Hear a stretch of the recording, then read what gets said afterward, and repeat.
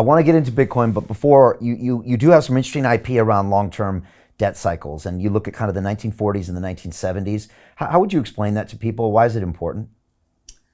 So if you start with the idea of a short-term business cycle or credit cycle, so after a recession happens, the economy's not that strong, but it starts to build up over time. People get more confident, then they start issuing more credit. So banks lend more. Companies are able to issue bonds. You build up debt in the system. You get into an economic boom, and eventually there's too much of that. There's malinvestment, and it pops. Often it's the central bank that pops it because they cut interest rates in the first place and then they raise rates and then they pop it, or an external event could pop it. Could be a pandemic, could be some sort of other external event. It could just kind of work itself over time because it just the malinvestment build up, but some way or another you get a deleveraging event. And so in a perfect world, you deleverage all the bad debt and have the dust settle and then go on to the next cycle. But because of the incentives that we live in, obviously policymakers want to come in and they want to shorten that cycle, soften that deleveraging cycle. And so they cut interest rates, they do fiscal stimulus. And so if you look at, say, debt as a percentage of GDP over time, let's say in the corporate sector, you only partially deleverage. So you don't go back to the leverage you had in the beginning of that cycle as a percentage of GDP. You only partially deleverage, and then you start building up from there. And so when you string multiple of those cycles together, you get higher highs and higher lows in debt levels, and then you get lower highs and lower lows in interest rates. And so you string those together for a couple decades or a few decades, and you go all the way down to zero interest rates and extremely high debt levels, and then you're trapped. And so if you look back in history, we would call that a long-term debt cycle. So people often just think in these 5 to 10 year increments without realizing that they add up together, and then they have a bigger event.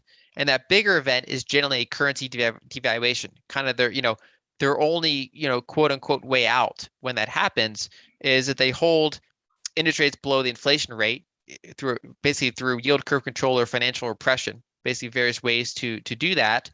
And then savers and bondholders, basically anyone who owns those liabilities gets screwed.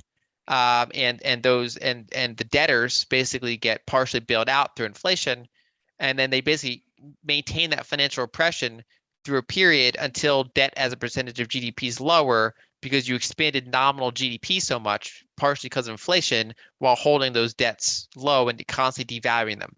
And so if you go back to the 70s, we were not in that long-term debt cycle issue. We had other issues, right? So we had run out of gold to support the Bretton Woods system. The United States had peak oil. So oil production peaked in the United States in 1970, and we had to start importing it more from other countries. So you had the combination of a broken money system and a real world constraint on resources. So that classic inflationary event. But the one thing you did not have was high debt to GDP levels. So government debt to GDP was like 30%, partially because they already did decades of financial oppression by that point from the 40s. And private debt was a little bit higher, but still on the low end in the past 100 years. And so they were able to combat inflation by raising rates. Whereas if you go all the way back to the 40s, it was a very different environment because you had the war spending and you had the large fiscal stimulus and all that. Um, that was the only time, basically that developed countries had as high debt levels as they have now, right? So in the United States, the only other time we had 130% debt to GDP was World War II. Same thing for Europe. I mean, all the 20s, 30s, and 40s, those were the last time where they had debt as high as they have now. And the way that was handled was, in the 20s and 30s, they devalued their currency versus gold. And in the 40s, they did financial repression. So they held interest rates super low while inflation, averaged 6% for the 40s. It peaked in the double digits for periods of time. And they just basically inflated debt away. So if you were holding T-bills, for example, you lost about 40% of your purchasing power over a 9 year period from 1942 to 1951 or so.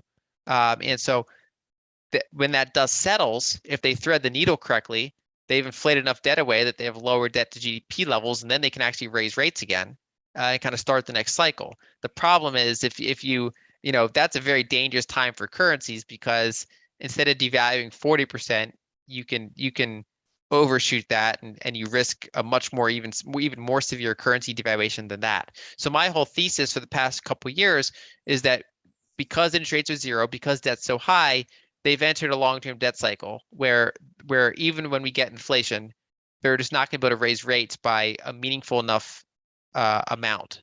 And so savers and bondholders are at risk of devaluation.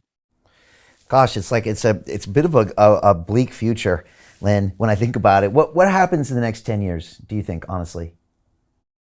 I mean, so I think the base case is that inflation will be higher than interest rates for most of that time. Now, there could be occasional deflationary shocks. Nothing's in a straight line. If you look at inflation in the 40s or the 70s, it wasn't a straight line. Now, partially that was because of price and wage controls, but it's also just because there's ebbs and flows of fiscal spending and bank lending and things like that. And so but I think overall the 2020s are going to be more inflationary than the 2010s. It's hard to say how much because that depends on certain choices, and that rates will not reflect that inflation level. So it basically be a decade of financial repression. And so overall, I think the main takeaway is the whole, harder assets. And then as it works out geopolitically, the U.S. and China and Europe, I mean that all remains to be seen. That's hard to predict. But I think the event I'm focusing on is these currency problems.